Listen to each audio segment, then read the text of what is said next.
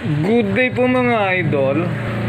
Meron po tayong nakasalang sa ating mag press machine.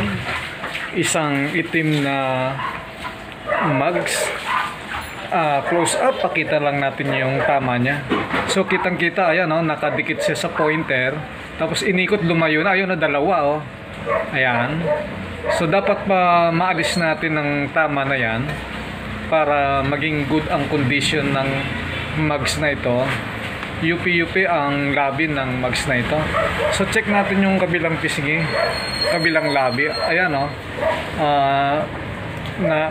yun biglang lumapit. Yun lumapit siya. Tapos lumayo na naman uli siya sa pointer. Yan po. So may tama po ang magkabilang pisngi ng mugs na ito. Aayusin po natin ito. Mga 5 minutes tapos na natin to mga idol para matuwa si customer. Yun lang po. Salamat. Bye bye.